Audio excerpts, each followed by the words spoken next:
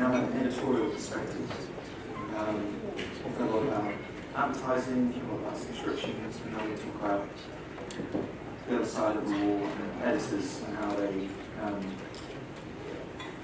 put together their journalism in a very rapidly changing environment. So we have Jess, who's the head of news at Huffpost UK, Chris Moran, who's editor of strategic projects at Guardian News and Media, and Gillian, who's the content director at Friday 29. Welcome to you. And the Slido question, which we want you to think about: does the world value quality publishing highly enough? And the options are, if you can log into Slido and have a look, if you want to know what you think. Yes, the market is fair. Yes, but measures to support quality publishing are required. Not really, but we can find a way through that, and we'll know there are dark times ahead. So let's start with you guys, first of all. Do you think that there's a big enough market for quality publishing? And can quality publishing endure in a time of fake news, in a time of troll farms and social media and all those things? Just want to start with you. Well, obviously I'm going to say yes. Yes. So I won't say yes. I think fake news is obviously a buzzword that we use a lot at the moment. It can encompass anything from poorly fact-checked journalism to sort of Russian interference in an election. So it's not always a helpful phrase because it can mean lots of different things. I suppose, I feel like in some ways it has obviously been a massive threat to our industry and our livelihoods and what we do. In some ways it's also brought huge opportunity because I certainly, I came from BBC and Huffpost, there are obviously very different outlets, but I've definitely felt in the last couple of years like the public has looked to and been looking for and wanted to trust good quality, solid news outlets. Maybe they appreciate them more now than they did before this kind of era of trust generally in the media going down. So obviously, one way to build trust is to make sure that your journalism is rigorously fact-checked.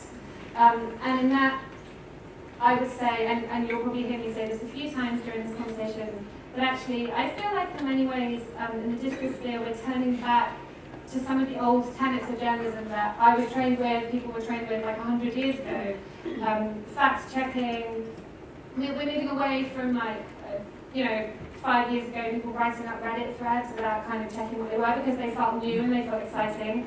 And it definitely feels to me like in this noise and this much wider, democratized industry of news and kind of citizen journalism, but actually some of the old-fashioned stuff becomes more important than ever, certainly what we found. And the other thing, as well as sort of putting a rigorous base on the news that you're making, is also finding a voice. Like, it doesn't have to be dry just because it's rigorous and it's fact-checked.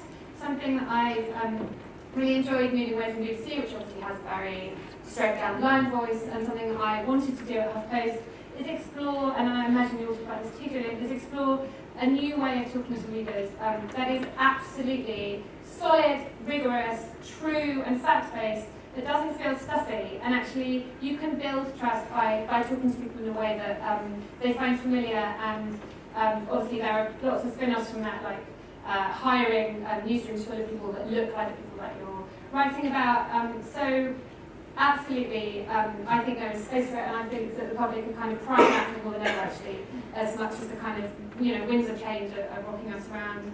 We're coming back to it. Do you think it needs protecting? Yeah, of course I do. I do think it needs protecting. But actually, I think it is being protected by people in the industry. I do think that we have outlets such as the Canary and places like that come on the fringes, and there was certainly a worry a couple of years ago. It was really interesting working at BBC and witnessing all of that bubbling up because it felt at times like a threat to what places like BBC or The Guardian and other big outlets are doing. But I actually think readers are clever, like they're cleverer than sometimes we give them credit for. And I think it is being protected within the industry, certainly newer outlets. We really value proper fact-checking and robust journalism. And also, I think there's appetite that it will be protected by appetite from the public who need proper journalism and who are actually probably clever at sorting fact from fiction than we have given them credit for in the last few years. Do you guys agree about voice? If voice in Friday 29 has a distinctive voice? Yeah, absolutely. It's a really big part of what we offer. It's a very distinct voice in quite a sort of loud chamber of women's media. We certainly stand for something. We're a mission-driven company, so I feel, well, we hope that readers can see that we care about certain issues. We're issue-led. We care about young women, diversity, inclusivity, telling lessons, told stories. Really representing every woman, regardless of where they come from and their background. And so I think that provides us with a really good opportunity to speak to people. They are very loyal to us, and they really, come to us for opinions and advice, and also fun, hopefully. So yeah, I think it's just building up a really strong brand, and hopefully we do that for our readers. Guardian has a pretty big, being true to its voice. I mean, is that? Can you build on that? Is that? I mean, do you build on that, or the notion that there's a sort of a world of Guardian readers out there beyond these shores? Yeah, I mean, it's critical. I spent 7 years as the Guardian's audience editor, and I co-built the tool which we use to judge how our audiences are reading our journalism. And I couldn't have done that job for 7 years if the evidence was people didn't want quality journalism. I think there's a distinction in your question that you need to make between is there a market for it and how do you monetize it? And I think the reality is we are always going to be having to look carefully at different revenue streams and how we balance them and look for new ones too. It's obviously been incredibly exciting to see the creation of a robust new revenue stream for Guardian through contributions. To Gillian's point, I think in terms of fake news, being rigorous in yourselves is the only answer to that problem, and holding yourself to high standards. And I also really identify with that point about kind of core legacy journalistic qualities. So one of the things I've been engaged in since leaving the audience role, the project that I left to work on, was how much are we writing and how much are we engaging our readers. And what's interesting about moving from print to digital is we all thought that we were gaining something, but in fact we lost something. What we thought we were gaining was the freedom of infinity.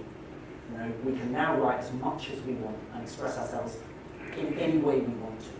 But what in fact we were handing off at that point was the value of saying no to things. So what I've been engaged in is using data to illuminate actually the limits you have in terms of being able to connect readers with journalism and their attention time. And so what we're asking editors to do is make more and more decisions about what they will not commission. And in doing that, you define what you care about. Is this cutting the long tail of sort of No, unread stories? Or what well, does that kind mean? of. That's where it started with. One of the things you can't ignore if you're engaged in the kind of job I was in, you can see that people want quality journalism, but you can also inevitably see that you're producing a huge amount of journalism that people are not reading at scale or in depth. And so the job then becomes about giving editors data that does not tell them what is important or what their priority should be. All it does is it says you've got this much room, now edit for that space. That wonderful thing that print editors do every single night, which is they say, today, right now, in the context of the news cycle, this story we have to communicate to our readers, this one maybe therefore we don't. Makes sense? Yeah, no, we certainly did that at Refining tonight. Just thinking of a specific example was the abortion debate in Ireland. It was absolutely something that we wanted to cover. We should. It was our editorial instinct.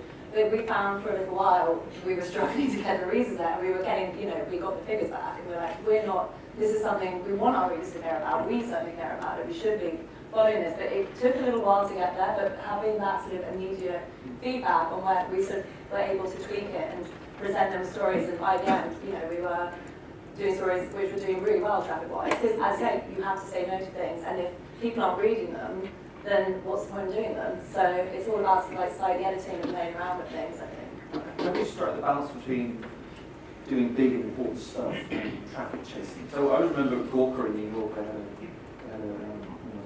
a live running count of the most read stories of, at that particular moment. And the reporters were working to get to the top of the charts. If they weren't there, they'd feel, so there's some strange element, but it meant for a lot of crap got written. There was a lot of chasing eyeballs and chasing easy stories. And how do you strike that balance?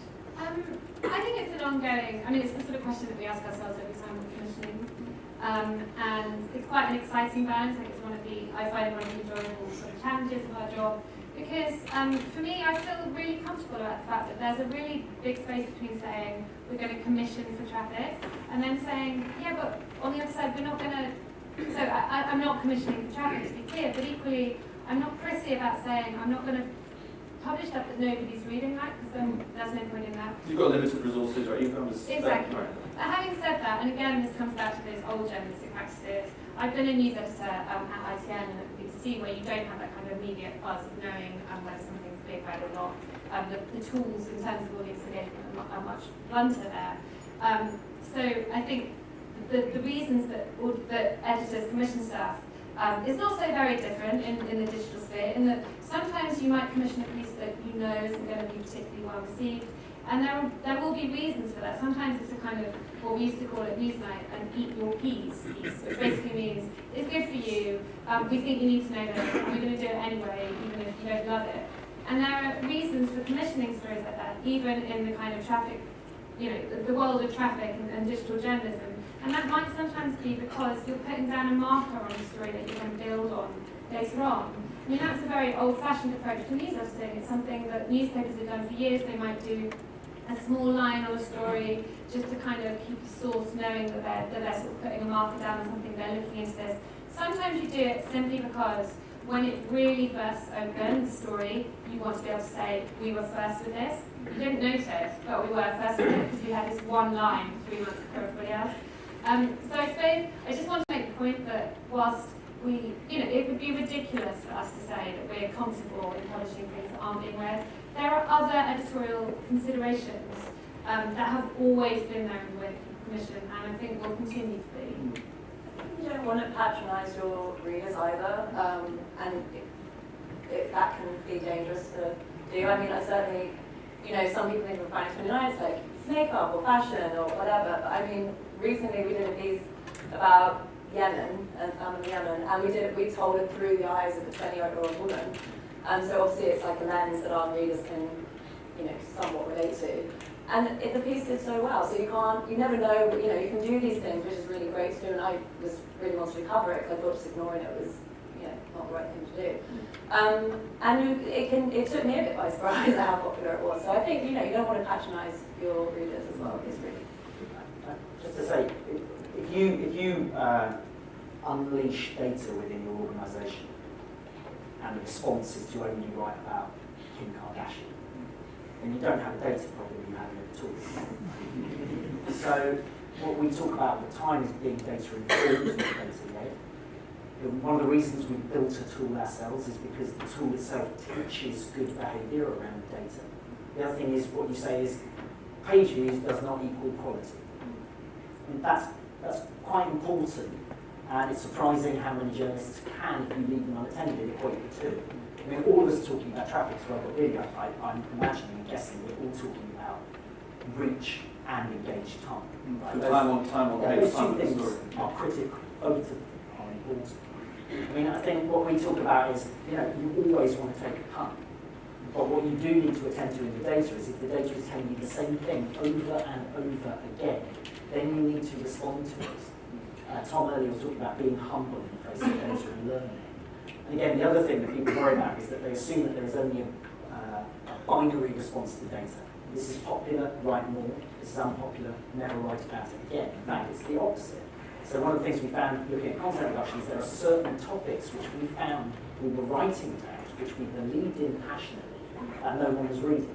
The response there was not, let's kill it against all our editorial instincts. It's, why are we not connected? How can we? Yeah.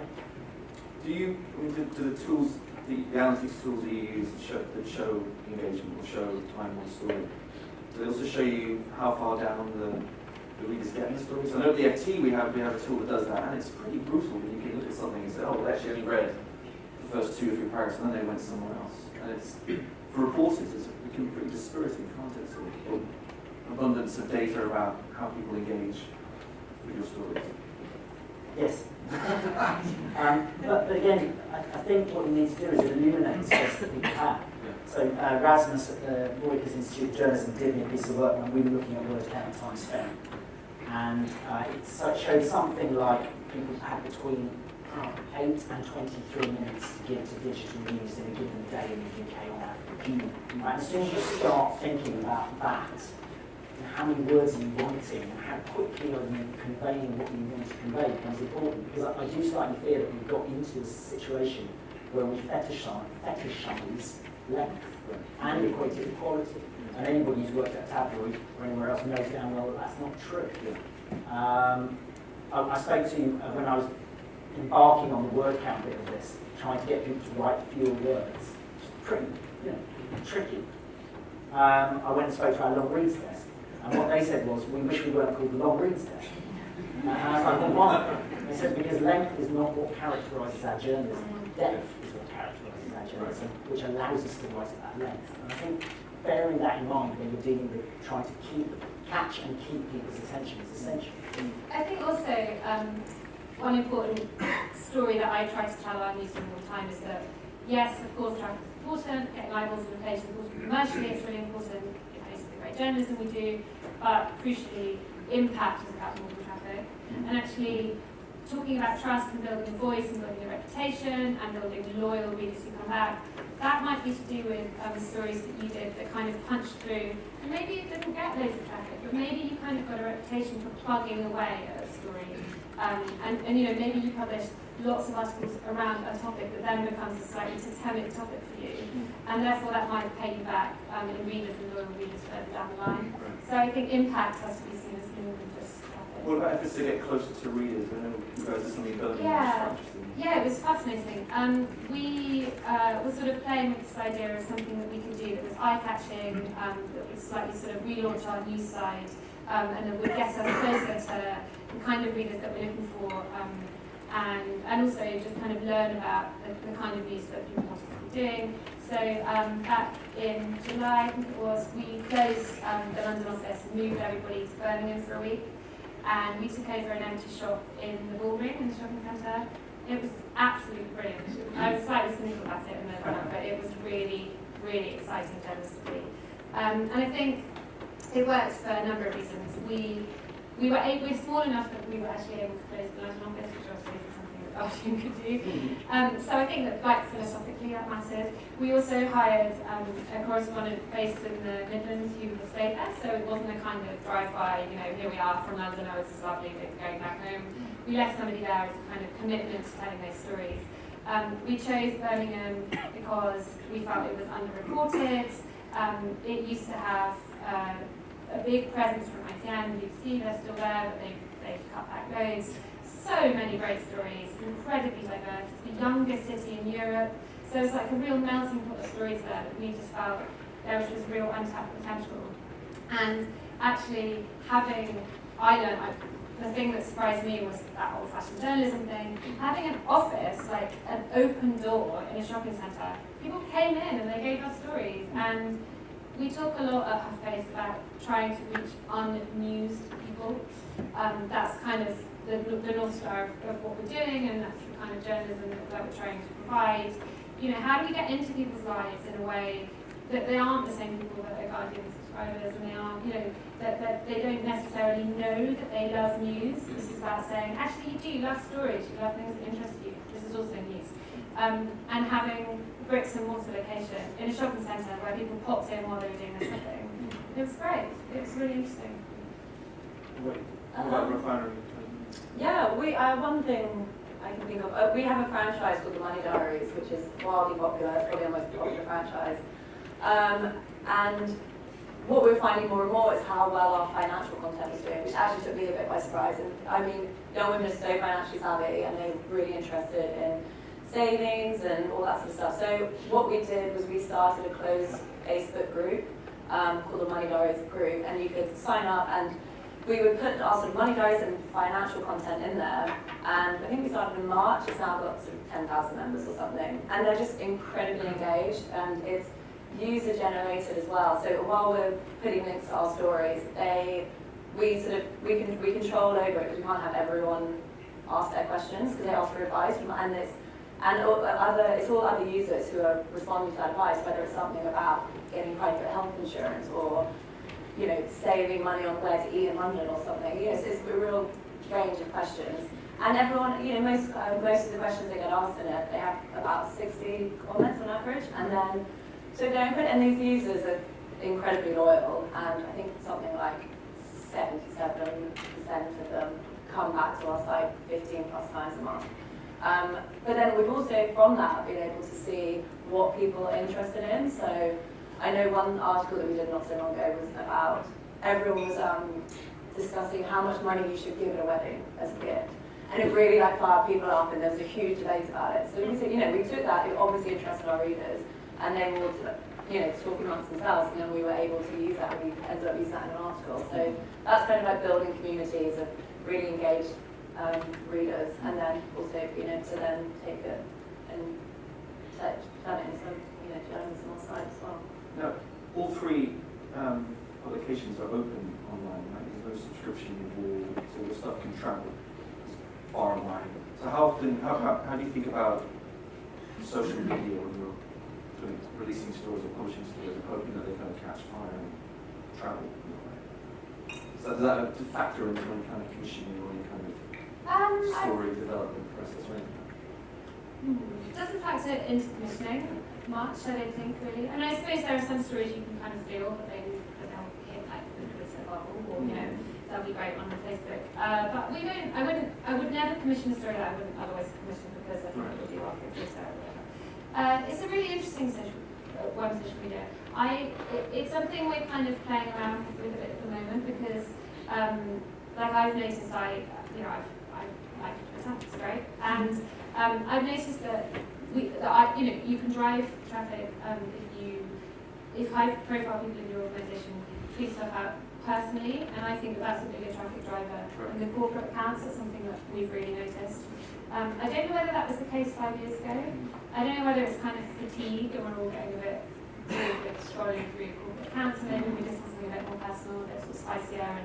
And maybe I don't want to click. I've seen so many links, but maybe I only want to click somebody that I actually trust and think is funny, telling me that it's funny or interesting. So yeah, that's been our experience. With that, there's a reason for this question. I was wondering what all of you might have thought of the BuzzFeed story on the Waitrose magazine who was fired a few months ago, which you probably saw. Oh, sorry, it wasn't fired. I think he resigned. I heard that was really awful from someone though, not about the vegan email. Yeah, and it's been misreported actually. I just wonder about some Twitter, social media pylons. A story comes out, people jump on. 24 hours later, the guy's out of a job.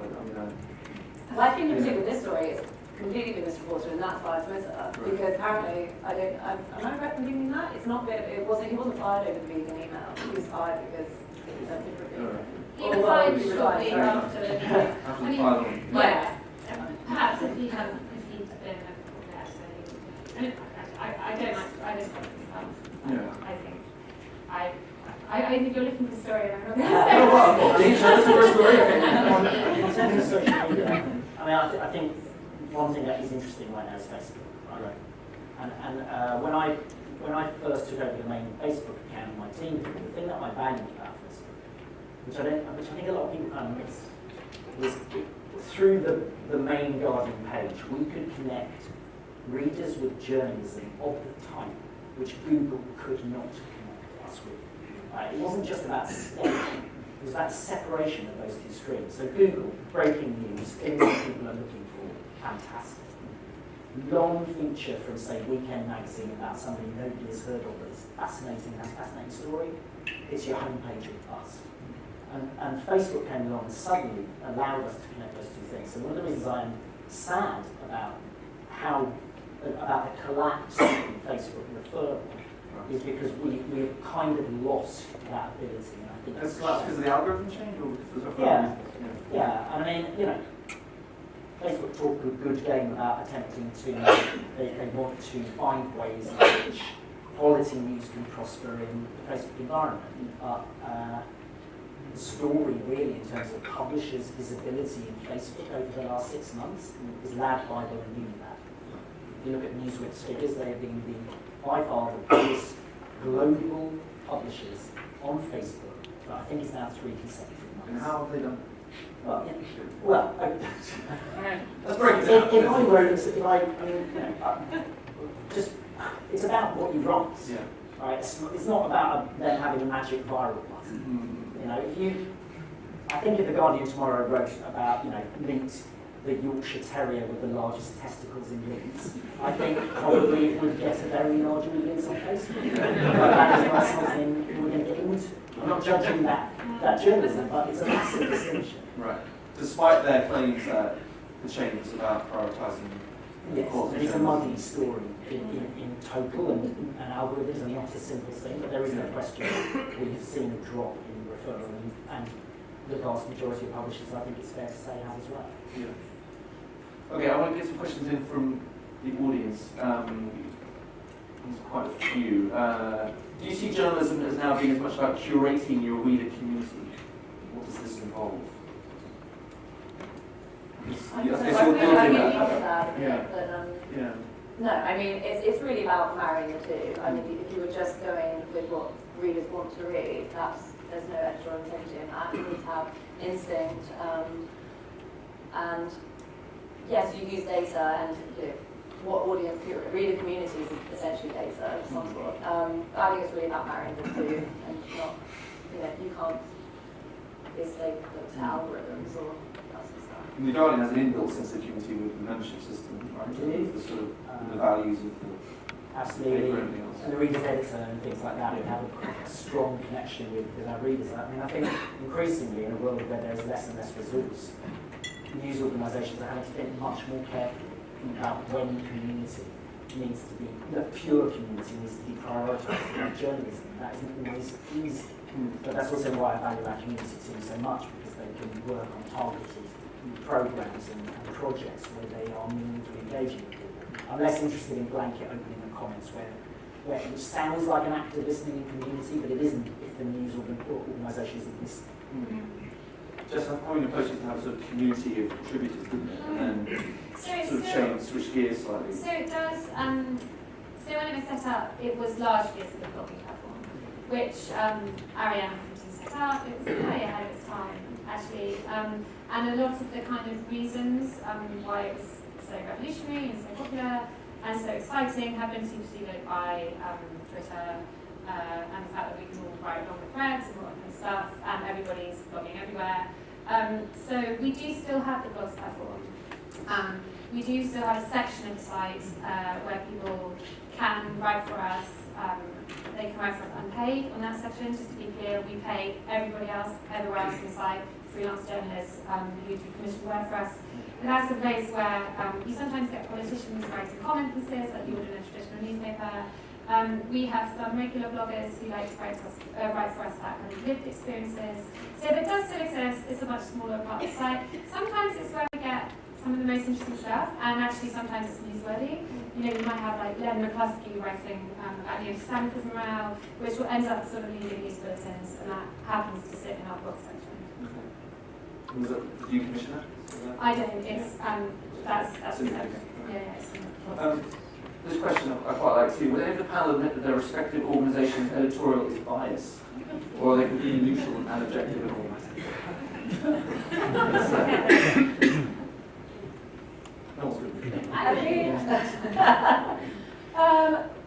We try to understand all women, but we do have a political agenda when we're firmly a Brexit remaining company, really. I mean, that's been a big part of our editorial, and we've never done anything other than that. That's really about bias. There's certain political things like that. I mean, things like abortion, we're very pro women's rights tune, things like that. So that will always come with quite open our about that too, right? And that's sort of. there's no hidden secret. We're quite happy to say that, but then we're catering to fewer people, I suppose, and so we probably that's a bit of a luxury that we can have that sort of slightly more narrow voice on that. Famously liberal paper. Nothing to hide there, any biases to I mean, we're not the BBC nor we aim to be the BBC. That's an important distinction. We have the leaders column, which expresses the opinion of the collective guardian. It's possible that we make mistakes, yes. But no, we're not a purely objective news organisation trying to do neutral coverage. Yeah. That's not distinct from having values and caring about quality of journalism. Where are you on the debate raging about the BBC and the false balance with, if you have someone talking about the negative effects of a likely Brexit, you have someone else talk about what it's going to be too. The BBC is being sort of snarled up. It's a slight hospital pass of a question, but I am interested genuinely in what you have to say about this. I was the deputy editor of These Managers 6 months ago, which I guess is why you're asking. So you have unique insights. I'm glad to be working somewhere else, I guess. It's so hard. The BBC is so full of fantastic journalists, and the objectivity of the BBC is really, really important to preserve. I worked there through the election of Donald Trump, which was one of the most difficult things to kind of be objective about, let's be honest. And it's hard. And yet the BBC tried to be objective, it seems to be trying to be objective. Yeah, they did, and their reporting is objective, but then if I'm waffling or if I'm not fudging the question, it's just really bloody hard, and it's really hard when you work there. And actually, it's something that they don't get right all the time, but I suppose I was subject to an awful lot of abuse on social media when I worked for the BBC, and I still find myself defending them a lot, which is what I'm doing now. And I will continue to defend them because I remember when I was in the States for the Trump inauguration, we had Bob Woodward, the famous journalist, on Newsnight, and I was talking to him about it afterwards.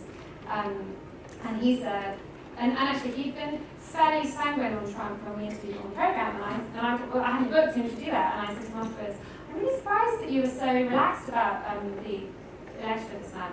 And he said, I just think as a journalist sometimes you have to be so objective it hurts. And actually I thought that is a very useful thing to hold on to through that period when the BBC was trying to navigate those very choppy waters at a time when actually it was popular, let's be honest, amongst readers to come out and say, and to be very vocal about the fact that you thought that Trump was sort of off the scale. Right. And it's unpopular to say, we're going to listen to people, we're going to talk to people who support ideas that progressive society find difficult. So, where do I stand on it? I think it's really hard. They kind of have to stand where they are, and I think that they probably have to be a bit bolder about why they're doing it. I get irritated personally because I feel like they're on the back foot a lot and they're defensive about it. And I scroll through Twitter and I see them getting massively attacked, and I kind of want them to come out fighting, actually, and say, it's easy to attack it. It's easy to say, I wish you could say this and I wish you could say that, but they should just really stand up for themselves. But is it about the goal is right, but the way of, the goal that we have to be objective, but a climate change denier and a scientist who can show you that climate change is real, those two aren't necessarily either side of the scale. Yeah, I think they've kind of dealt with the climate change thing now, and they're saying you have to balance that. I suppose what I'm saying is I would say, as publishers, as members of the public, we should all be a bit understanding. We want the BBC to be objective, and that means we sometimes want them to put on people that we don't agree with, and it's not popular to stand up for that, but even though I've left, I would definitely continue to stand up for that. It's a very, very difficult position for them to be in.